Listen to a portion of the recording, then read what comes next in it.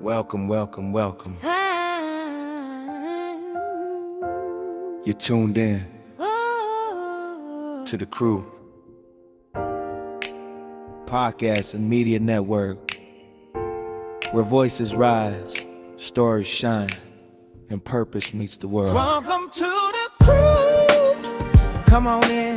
This is where it starts. We are the change. We are the change. Right here in our hearts. Welcome home, welcome through. There's a place for you.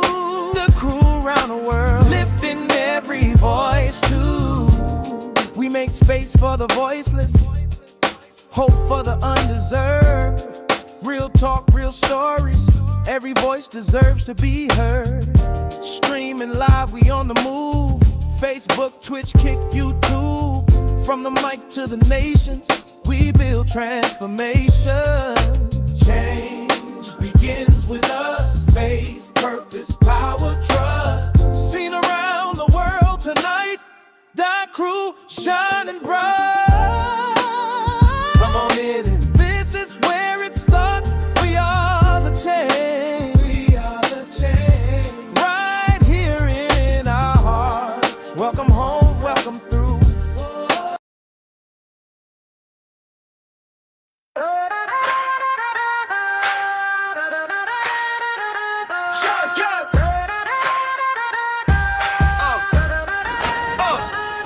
Down in South Carolina, where the stories rise. There's a queen with a mission, fire in her eyes. 20 years and counting, serving wisdom on the shelves, helping voices find the courage to believe in themselves. She opens up the pages, lets the hidden stories shine. Black and brown author stepping boldly into time. With a mic and a message, she's changing the scene. Everybody knows her name, she's a literary queen. From the library shelves to the podcast stream, you lift every author, you wake up a dream. Tuesday night at 8 and the room leans in. Patrice Grimball, let it all begin. SC BookGal, keep shining your light. Lifting up the authors, bringing stories to life. Patrice Grimball, We see your dream, literary queen, literary queen. SC BookGal, let the whole world see Patrice Grimball. your legacy. From the page to the air, you set it free. Literary queen, literary queen.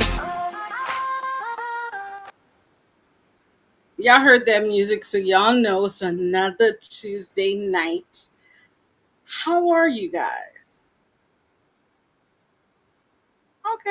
Okay.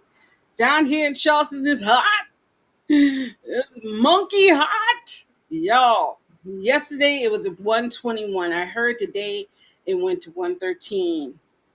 And that's the feel like temperature. And I'm fluffy. This is not cool. But I do want to say this. Thank you guys for giving me last week a little grace. I hope y'all enjoyed the replay. It was the first day of school, and my baby girl is in 6th grade, and she is so loving her school. I've heard every day it's, Mom, here's what happened today. And I'm like soaking it all in because I know it's going to come a day where she's not going to really want to talk to me, but I'm loving the fact that she is so comfortable that she comes to tell me almost everybody in the school business. So if your child go to school, my daughter, woohoo, I know what's going on. But thank you guys for understanding that parenting is one of the biggest things to me for my son and my daughter. So again, I thank you. But that kind of goes great with what we're going to be talking about tonight and the book that we're going to be chatting about. In a way, it fits perfectly because we start in this role as the giver, but then we end the role if we're blessed as the givee. You know what I'm saying? So tonight we're talking about caregiving 101. Okay, but the title of the book tonight is called Caregiving 101. Huh? Listen, a lot of us are thrust sometime into caregiving. And we wish we had books like this. And I thank Miss Priscilla Baldwin for being with us tonight. So we could talk about this, and why she wrote this book for what many of us are going to go through if we're thankful in this lifetime. So we're bringing up author Priscilla Baldwin. Come on up, girlie. Hey, how are you? Hello, how are you? I am hot. I'm not kidding y'all. I don't feel good in heat. But how are you?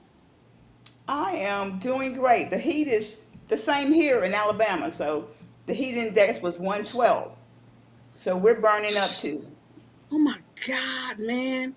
And we were talking about that today at work. And then we were talking about El Nino and how they're suspecting that we have a colder winter. Well, can we get a little fresh start on this winter? I mean, because this is crazy. Anyways, welcome to SC BookGal Friends. I know a little bit about you, but tell everyone a little bit about yourself. Well, I am Priscilla Baldwin, and I am a healthcare practitioner. I'm also a workshop host, um, dementia care specialist, cognitive behavioral life coach as well. I worked in the mental health field for over 26 years. So there's a balance in what I do. Did you say 26 years? 26 years is the total that I How work. how did you do that? I'm sitting over here struggling with this 21. How did you do 26 years in the health field? And then with with I don't want to say serious, but I'm gonna say actively serious because they're moving, they're all over the place, they're 1 minute here, next minute there. How did you keep it going, baby? Well, I love what I did, and I worked with persons living with disability. I worked with the elderly, I worked with dementia patients, I worked with people that had autism or Down syndrome. So each person that you meet, it's an individual basis. And what we did, we worked with the behavior plan for that individual. So we wanted to teach socialization or whatever that behavior plan was for that individual so that they could be included. It was inclusion for the community. So I really enjoyed what I did. And you know what? I'm gonna tell you the truth. I see the benefits of that.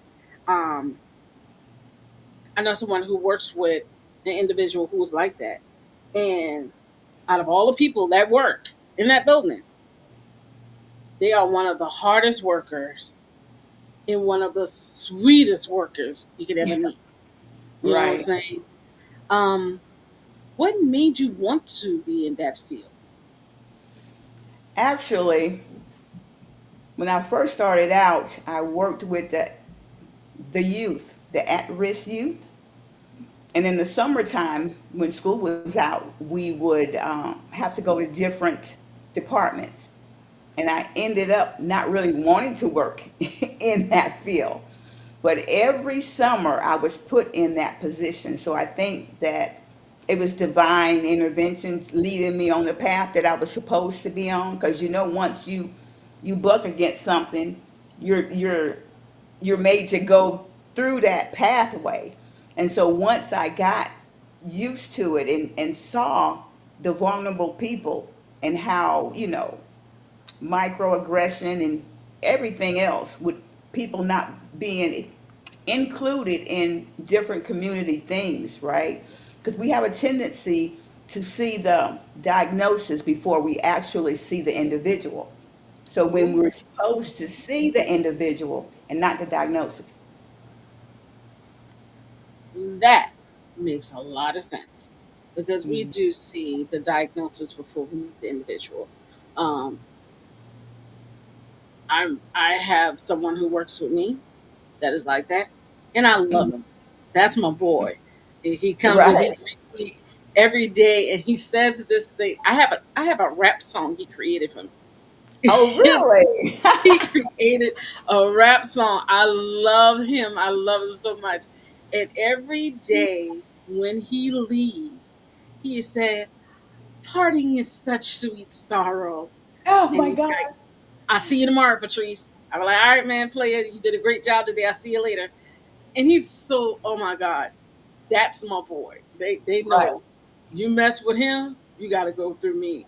And it was great working with him. And it's great working with him because at first, even having a sister that's handicapped, you do see the diagnosis before you see the person. But when you get to know the person, you forget Right. about the diagnosis. Diagnosis, right.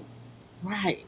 Hmm. So you took what you learned and you placed it in the book for people like me who will, like I tell people, if we are grateful in life, we will become a caregiver.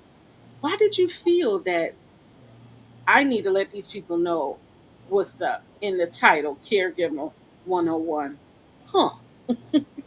Well, basically, with this book, it's a reflection of me spending time and taking care of my dad. And also at that time, I was balancing out um, a business that I just started in 2003. My dad was 96 years old at the time, and my kids were in school, middle, high schoolers, and the book is really based on someone that's a novice or a family member that doesn't have any idea of the medical terms or how to navigate the healthcare system, right? So it's in plain English because this book is not going to go over your head at all. It's just basically what it is, you know? And it was me learning how to navigate what I needed to do for my dad and still be available for my children and still work my full-time job.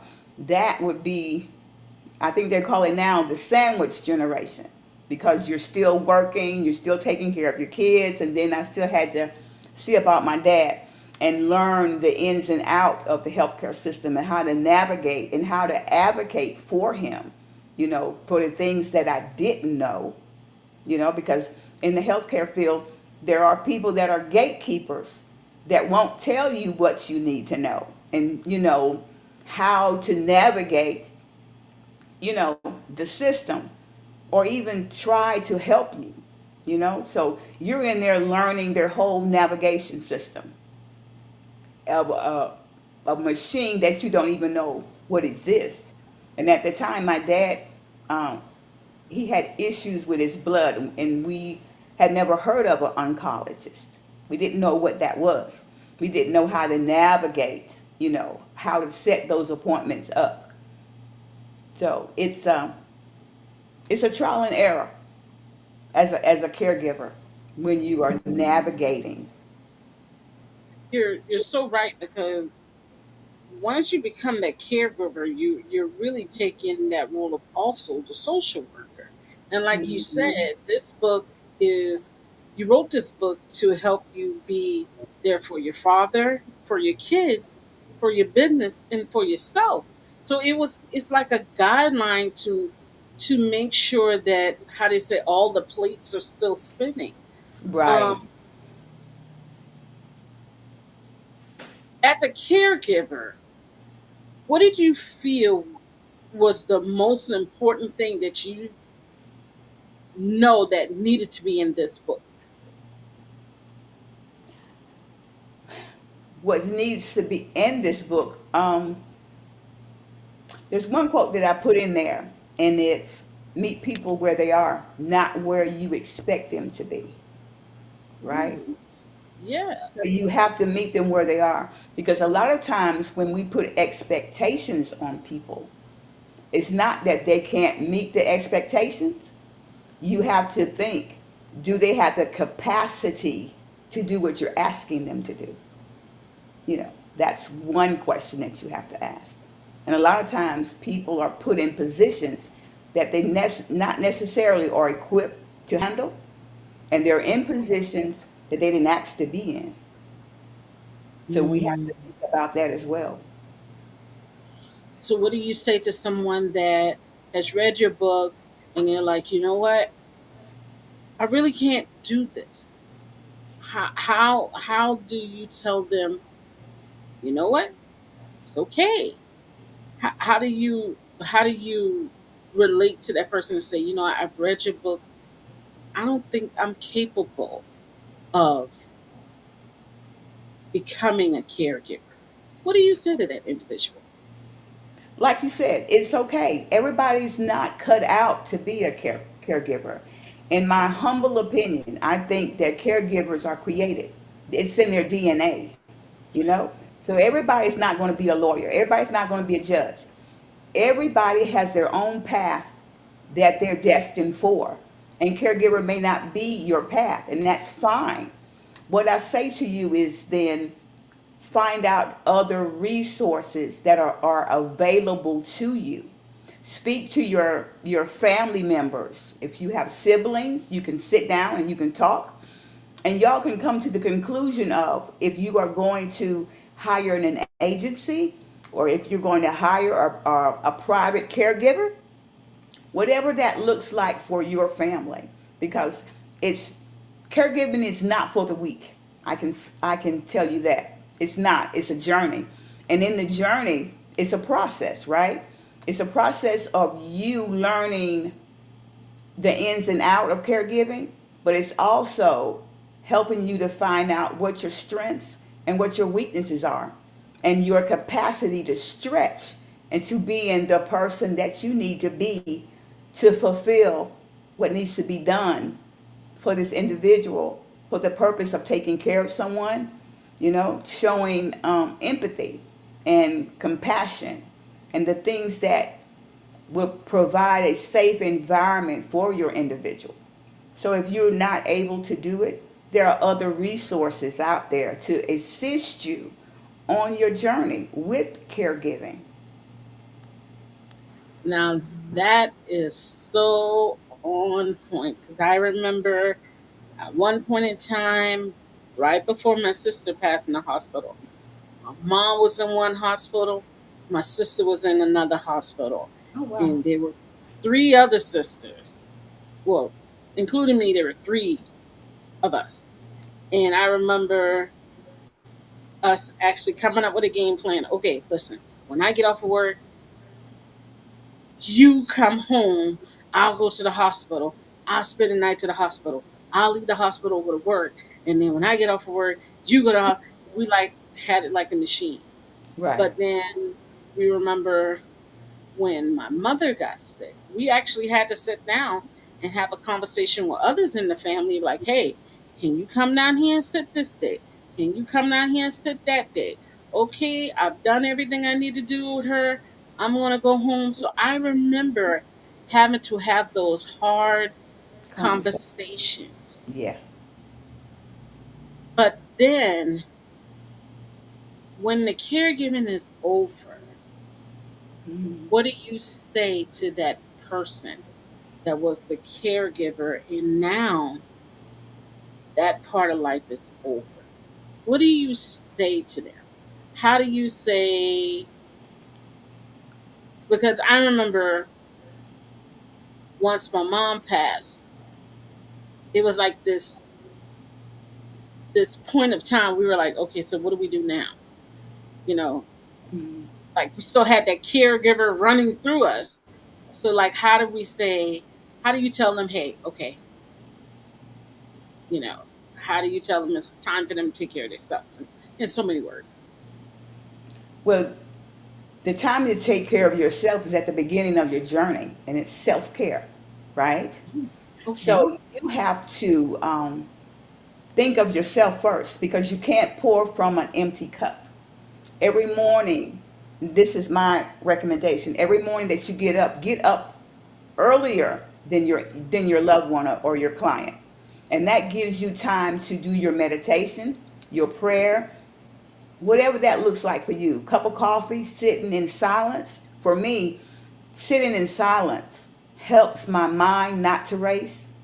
It helps me to regulate my nervous system because that's a part of it as well. So when you take that time to fill your cup with just silence, with music, with, like I said, meditation, with your prayers, even learning how to do four square breathing, it helps you a lot because we so often want to check off all the boxes, right? Especially if you're a task oriented individual. You want to make sure that this is done, this is done, and this is done. And in the middle of all of that, you're not breathing. You're not allowing your lungs to fill up and that brain fog to dissipate because you're not breathing. You're forgetting to breathe because you're doing A, B, C, D, E. And in the middle of that, you're not taking time to breathe. So when you do self care for yourself, you are regulating your nervous system. You are preparing your mind for the day that it's coming, and your cup is filled. So as your day progresses, and you have to give someone some empathy, or somebody else needs your compassion, or somebody else needs something else, right? So if you don't have anybody that's in place to reset you, to help you to fill your cup, even if that's saying, hey, you know what, I ordered groceries and all you got to do is stop by and pick it up, to take some of the weight that you carry, because we carry weight for the people that we're taking care of, right? We carry that weight along with the weight that we have for ourselves, for our families. It's additional weight. So if someone can come in and replenish you, reset you, reposition you, that helps with the recovery. So when you step away, that you actually can breathe, right? And self-care starts in the beginning. And I'm going to come back to your question. When you said we've got caregiving in us, how do we stop it? When that journey is over for you, that means that you need to take the time so that you can grieve that part of your life, because you've been in caregiving for years, however long that you've been with your family member, or even with the client, you've been with them for a long period of time. And when that journey is over for caregiving for that individual, time needs to be set aside to grieve. You're grieving for the individual, but you're also grieving the caregiving part of what you put out, the energy you put out, the love that you put out, the compassion that you put out, right? You advocating for another individual. That's a lot that you're putting out. So time has to be set aside so that you can grieve that. And it's okay to do that. There's no time limit on grief. There's no time limit in stepping into another caregiving position. You have to take time to grieve that individual as well as the caregiving part of the life that you were a part of. Does that make sense to you? That makes so much sense. It truly does. It's what you're telling us is that you have to take that time. And I Yeah. think that's what a lot of caregivers don't. They don't take that time. That makes so much sense. Hmm. So much sense. So now you know I got to ask about this title. Caregiving 101, huh? Why the word huh? Because I thought when you sent it to me, I was like, this book is not called Caregiving 101, huh? And I went on Amazon, I say, it really is that. So why the huh? I understand Caregiving 101. Understand it. But the huh? What's The up with hump part. that? Yes. You are the first person that's actually asked me that, and all the podcasts that I've done. The huh is because you're a novelist, and some of the terminology, how you hear something, you're not really clear of the of what you're hearing. or Hmm. understanding what you heard, you know. So, and you know that that cliche that if you can you can hear. So Yes. it's like, okay, huh? Okay. When we do that, it's like everything within us is perking up, you know. We're leaning forward to understand exactly what you said. I don't want to miss the information that you gave me. So when I say, huh, and I lean forward, you have my attention.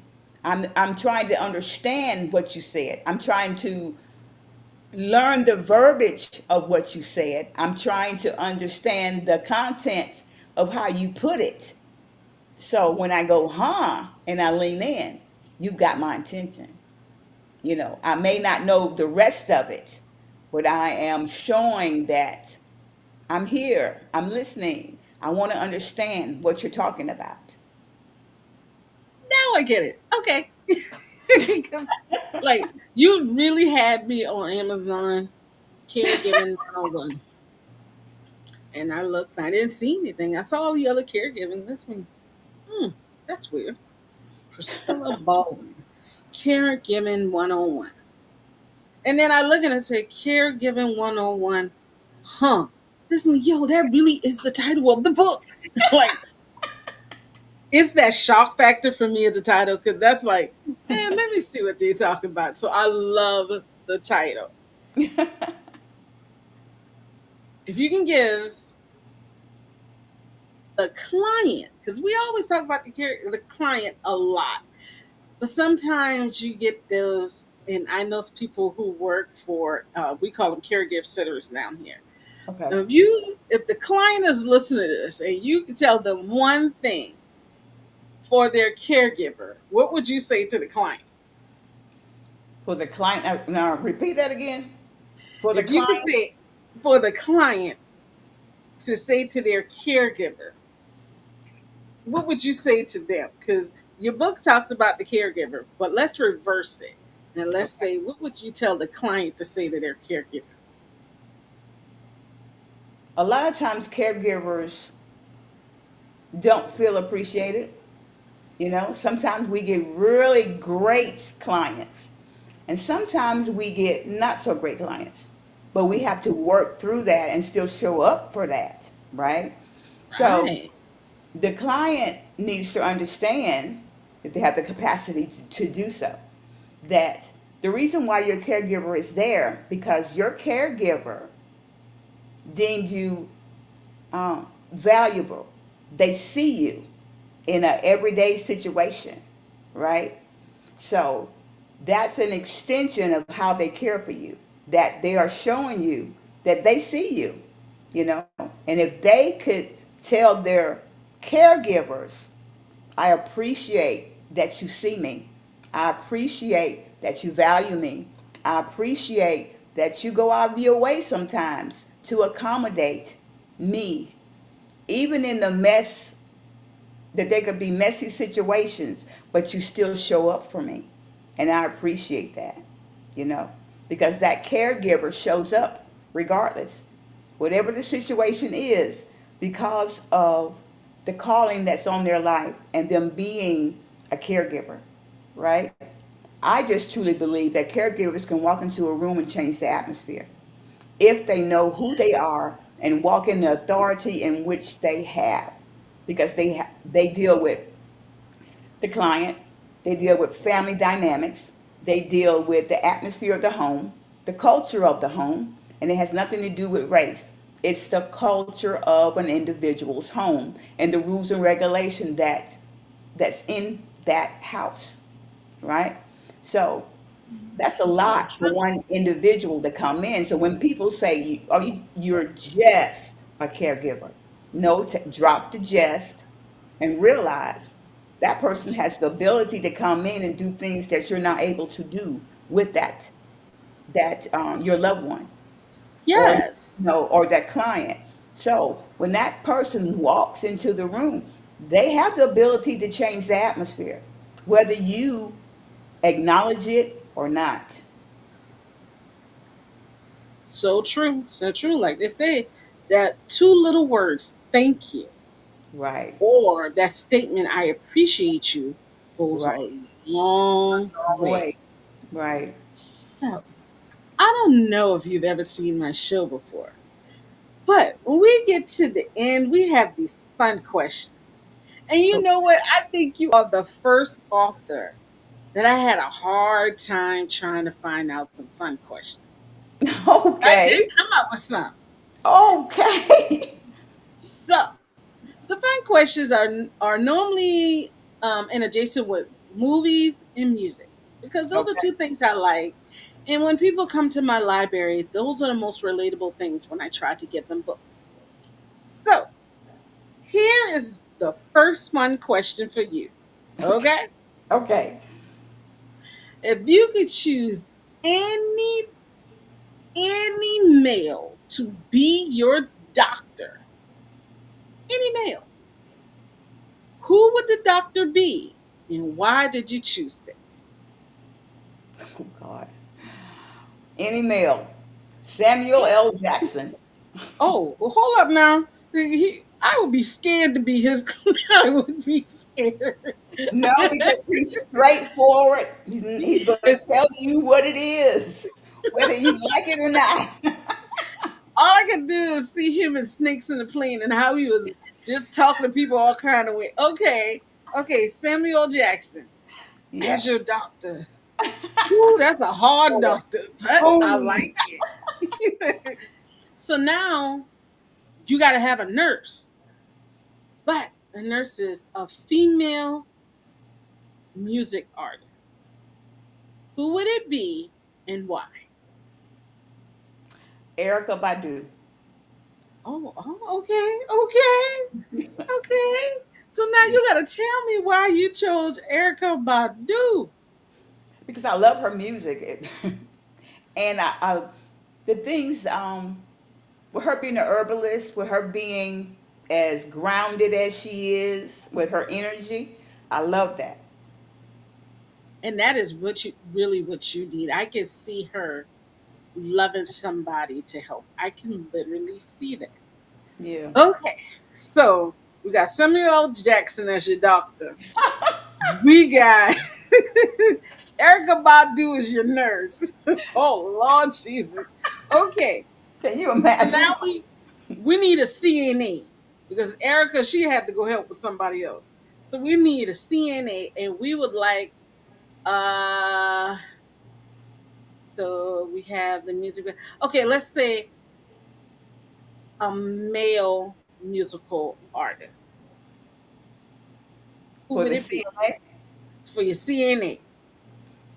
Oh, Mel. Mm, mm, mm, mm. Mm. See, you said Erica Badu for your female. So I'm thinking that you might want to stay on the line of the soul. So I was thinking huh, maybe hmm, music soul child or Bob Marley. Ooh, I would love Bob Marley to be my CNA. Yeah. I think that would be That would be something. awesome. Oh That my would. God, yes. Okay, okay. So who did you choose? I got Bob Marley. Bob taking care of me right Oh, now. I thought you were giving me Bob Marley. What? Bob is mine, all mine, mine, mine. Who do you choose? That's a hard one. That is a hard one. Hmm. Let me see. Okay, so I'll give you Bob Marley, and Okay. I'll take Lenny Travis because he is cute. I can sit up there and look at him Okay. all day. Oh, this Okay. Somebody. Tupac. Oh Tupac. Lord. Oh He, no. ooh, DM. No, ooh. not I DMX. could take Tupac. Oh, DMX. Oh, I will take DMX. DMX will be my physical trainer. Because you imagine Oh. him yelling at you. And I say, one. You know what I'm saying? I can see that. I can do that. Okay, I see that. I see that. Okay. So now we have all these people, but you need your song. Okay? You need that song that gets you going, that each wanted somebody said Keith Sweat. See, Oh, wow. see, I gotta remember that's a family show. Keith Sweat. Look at here, look at here. But now you have a song. You need that song to keep you going. As the client, what would your song be? Um, what comes to mind is This Is Me. It was a musical. It yeah, it just talks about the different I guess you would have to go on YouTube to to hear it. And it's This Is Me. And all my flaws and everything, life is not glamorous a lot of times, but this is me, flaws and all. It's a really great music song. Okay, do you know who the artist is? Because I'm gonna go look it up now. I can look it up. I don't know. I just know I love to hear it. I'm not, Okay, okay. yeah, this is me. So you're This going is to have me. to listen to it and then email me back and tell me what you think. It's on Okay, YouTube. Yeah. it's on YouTube and it's a. You said it's a play. I'm about to find Yeah. that pen. It's right there. Yeah. It was at the Um, movies too, but it's This Is Me. The guy name is Jack something. Jack. all righty, I've But got it. all This righty. is me. It's Jack. Oh, all right. Now I'm gonna look it up. You're gonna look it up. It's back. So before we close out, tell us how we could follow you on social media, any events that you have coming up, or even where to grab your book. You can grab my book on Amazon. You can follow me on Facebook as Priscilla Baldwin. You can follow me on YouTube as Coach Priscilla B. And TikTok is Priscilla Baldwin 63. IG is Priscilla Baldwin 1340. Okay. And I understand that you have an event that's coming up pretty soon in September. I do. September the 11th, which is my dad's birthday. Um, there is a book signing for Caregiving 102 Hands and Feet, and it's at 2448 Main Street, Millbrook, Alabama, at Jaguar Spot from 2 to 5. So, you guys, if you've been following and you've been with us all night, you've seen our information at the bottom of the screen. Right now, at the bottom of the screen is information on the upcoming book signing about Caregiving 102, and it's about feet and hand. Hands and Feet. Um, this is the title is that because I had a client that I was working with her and her husband, and there were elderly people, and they were very active in their church, very active in the community. When her husband got diagnosed with Parkinson's, um, Mhm. friends and family, everybody stopped coming. You know how the proverbial excuse is, I don't want to see them like that. That's the proverbial excuse, so that way they don't have to come. So what she said was, people needed to understand that they were still there, you know, and that even if you picked up the phone to call her, you used your hands. Even if you took out the trash, you used your feet. You showed up. So it's conversations like that in that book, and with more different topics as well. But that's the reason for the title of the book. It's a lot of times when you're not as active as you used to be, or you're not doing for people as much as you want to. People have a tendency to forget about you when you're going through, you know, your season of caregiving, right? So Right. nobody's calling as much, nobody's showing up as much, you know. So that hurts, and that was very hurtful for her to realize that she's been in the community over 50 some years or more, and nobody thinks about calling, nobody thinks about showing up, nobody thinks about visiting, you know. So we have to be mindful of that. Caregiving and having someone that is with dementia or disabled or whatever, it's not a death sentence. It shows us who actually shows up for us and who deem us worthy to spend time with us, who deems us worthy to pick up the phone, who deems us worthy to come and take my trash to the curb for me, you know. So you have to evaluate your relationships, and I think the Yes. giving journey helps you to evaluate what your worth is within your own community, within your own family. So you guys in Alabama. That Yep. statement right there was enough to make you guys go out there and support her book. Okay, y'all go get your book signed. Make sure y'all tell her I said hi because I'm on the other side of the heat with her. But you make sure you guys go out there and support. And Miss Priscilla, I thank you for being with me tonight. Thank you. It was truly a blessing to be here. But I'm taking Bob Marley with me now because he Okay. can't take care of you tonight. Me and him got to look at one love tonight.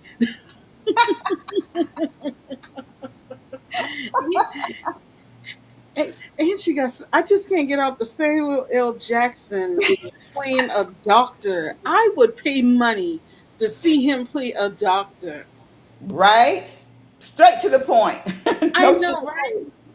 And I say push. I can just see. I can see it. I can literally see him yelling at somebody. Oh my God. You know what? I'm sorry, Samuel L. Jackson, but I just can't. That's like when I heard DMX saying the prayer, even though I know he was so sincere. Right. The first time I heard, I was like, "Yo, that's a gangster prayer." Isn't it? Like, but, and then I listened to it again. I was like, "Oh, he's so sincere." I got to get past, like you say, get past the you got to get past what you see and get to know the person. Right. I'm sorry, Samuel L. Jackson. I'll get past, but I can't. I'm trying. I'm so trying. But I thank you for being with me tonight, and I wish you the best. And you guys, listen, if you need help, ask someone. Grab Yeah. books like this, because she says she's not gatekeeping. And I know a lot of people that gatekeep. I don't understand why, because there's enough for everybody. Okay? Water has not run out yet. Food has not run out yet. You might Right. not have the way of getting it, but it's still there. So let somebody help you get it, okay, you guys? Thank you, Miss Priscilla, for being with me tonight. Thank Thank you, you. thank you. You guys, it's another author, another day in the book. Make sure you join me next week where we're going to be talking about the little people in your life. And we'll be talking to author Michelle Dardis. She's a physician. Y'all be ready for this one. Okay? Remember, there's no such thing as an old book because not everybody has read every book. You guys have a great night and stay cool. Bye. Through. There's a place for you. The crew around the world, lifting every voice to tune in nightly, Sunday through Thursday, 8 p.m. Eastern Time. Miss the live, catch the replay, 15, 20 more behind. We are the champ.